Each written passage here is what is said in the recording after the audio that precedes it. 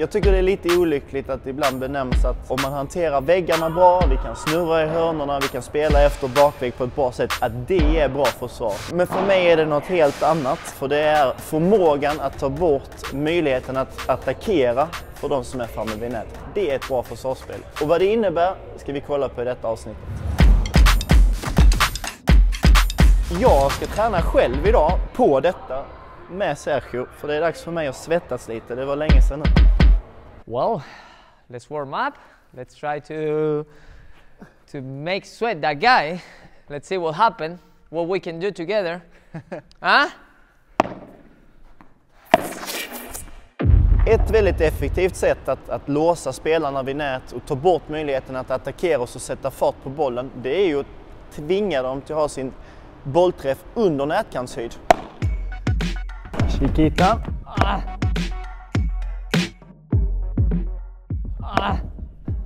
Det gör vi genom att ta av tempo på bollen eller spela så kallad chiquita i ett långsammare tempo så att vi får ner bollen på den ytan som är mellan nätkant och nätspelaren. Behöver inte innebära att den studsar på något sätt, men att vi ser till att motståndaren har sin bollträff under nätkant gör att bollen måste spelas uppåt, vilket tar bort möjligheterna att sätta fart, att spela sin attackerande, sin attackvolley. Chiquita. Yes.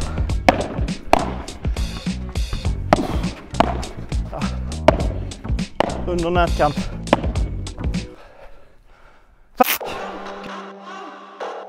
Motdraget hos en spelare vid nät. Man känner att nu är de bra på att få ner bollen under nätkanten. Det är ju att komma närmare nät. Jag som är bak får mycket mindre marginal att sätta min långsamma boll på. Spelare som står väldigt nära nät. För det första, mycket yta bakom att lobba på. Det är ett drag för att öppna upp den här ytan igen. En annan grej vi kan göra är att spela väldigt hårt och bestämt mot kroppen. Här ute har vi vår attackerande volley. Det är där vi kan sätta fart på bollen. Men som ett verktyg från bakplan, att vi spelar hårt mot kropp. För att här inifrån är det väldigt svårt att sätta fart på bollen för de som är vid nät. Så rakt hårt mot kroppen, ett verktyg. Kika på skickligt att spela mot min kropp hela tiden, för jag får hela tiden ta steget bort för att vara bekväm med min volley. Okej, va? Till kroppen, till kroppen. Chiquita. Kan vi inte attackera, bra. Good. Till den riktigt avancerade skolan, men som riktigt duktiga spelare på toppnivå använder mycket, det är att man använder bollen upp högt på backhand som en slags frizon för att nollställa spelet, för att göra bollen neutral så att man tar bort initiativet från de som är framme vid nät. Så den här riktningen här uppe otroligt effektiv att spela upp bollen på så att motståndarna får spela en backhandvolley från högt läge. Det är i princip omöjligt att sätta fart på bollen och attackera därifrån.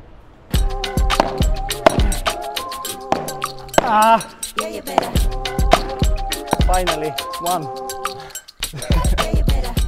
Så hantverket som försvarare för att försvara väl, det är ju att hantera de här olika temporna och riktningarna på bollen i ett rally. När bollen är i rörelse, att hela tiden ta rätt val och dessutom med en teknik så att inte motståndaren ser vad du tänker göra. För då blir du ju förutsägbar och då kan man läsa situationen. Är det så uppenbart att tempot på bollen kommer att tas av, ja men då tar jag ju steget in. Så ifrån samma förberedelse när jag är bak så ska jag kunna spela chiquitan som lobben. Att jag håller inne på mitt slag och visar väldigt sent vad jag kommer att göra.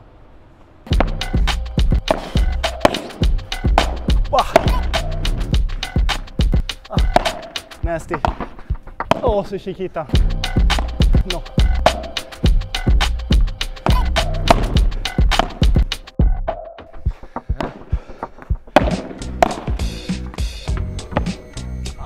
Chiquita. Nu. Yes. Mot kroppen. Chiquita. Yes. Nu tycker jag ni ska kolla på hur Sergio använder lobben för att få mig bak i banan. Och sen att han använder ytan han har öppnat upp genom att se till att jag får spela min volley som kommer därefter under nätkant. Time to suffer. For you or for me? That's the question. The question. Oh.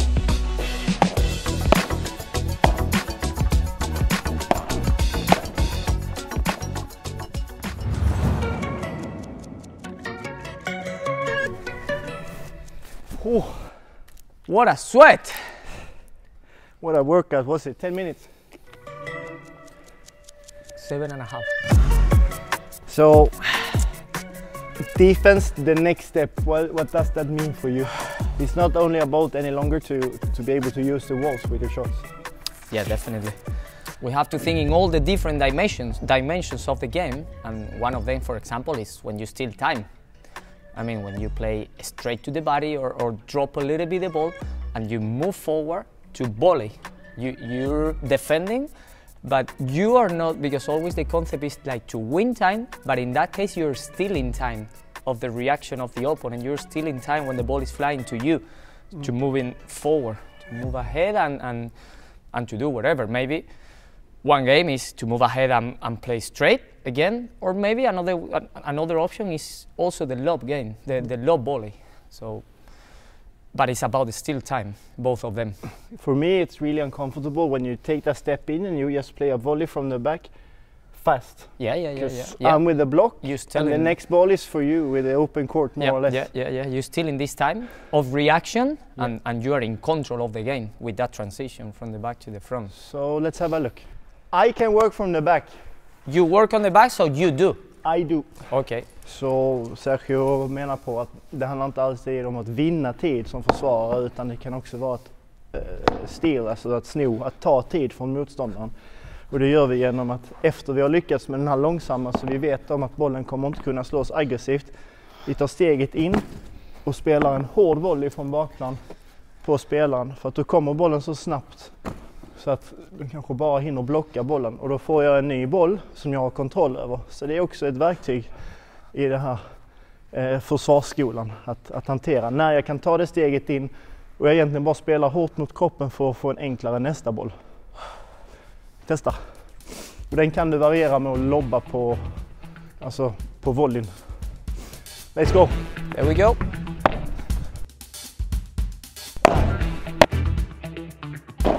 Oh, den. Och sen använder vi ytan bakom. You liked it, huh? Was perfect. Let's go.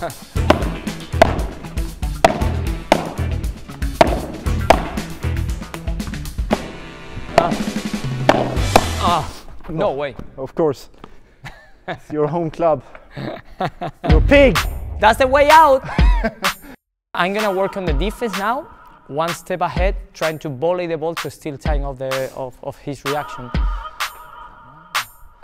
Okay. Come in. Whoa.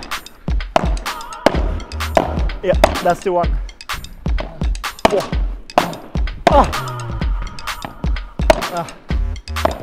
Oh, the Chiquita. Good.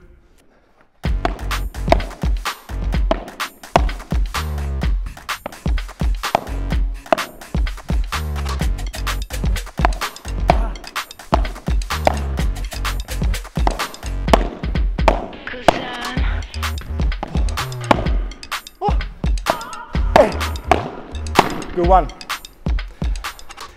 What I think is important to say is that you can go in Swedish or in English or Jag tycker det är jätteviktigt att säga i detta sammanhanget när vi tipsar om att man ska spela volley från bakplan, att vi gör inte det för att dölja att vi inte kan försvara eller kan de berömda väggarna, utan att det är för att det är ett verktyg. I Sergios fall, eventuellt också i mitt fall, vi kan spela efter vägg på de här bollarna, men när vi bedömer att vi har fördel av det går vi in och stjäl tid från motståndaren genom att spela den här volleyn för att neutralisera bollen.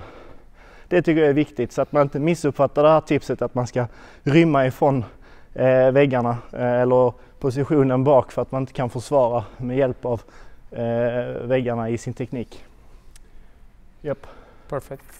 Anything else you are thinking of when it comes to I think defend beyond just using the walls? Yeah, I think it's really important also to identify what's the better or weaker skills of the opponent. I think it's really important. That doesn't matter if you know the opponents or not, or you have to identify just in the game.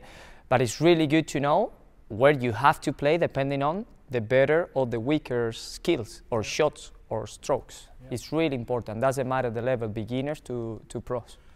If we look at the level where we try to play, the previa, pre-previas, yeah. all opponents, they have the shots. Yeah. But some of them are much better, and exactly. some of them are like average. Exactly. So for us, it's about identify the average shot and play there to stay safe on court. It could be the overhead, then we need to play the lob as quick as possible. It could be that one of the players has really solid volleys, but one player has a weaker backhand volley, and then if we play low, that's the only. That's the goal. That's the only option. We need to aim there. That's it. It requires that we have done our work on courts to be able to play with consistency to this target. Yeah, definitely. To not feel like this. If this is the plan. Finding way out and knowing what to do on court, where to play. Thanks for watching, guys. Thanks, guys. Remember to follow, and if you like this video, give it a thumb up. And let's go. I want to kill you in the cross court now. Come on, punish me, please. I need it.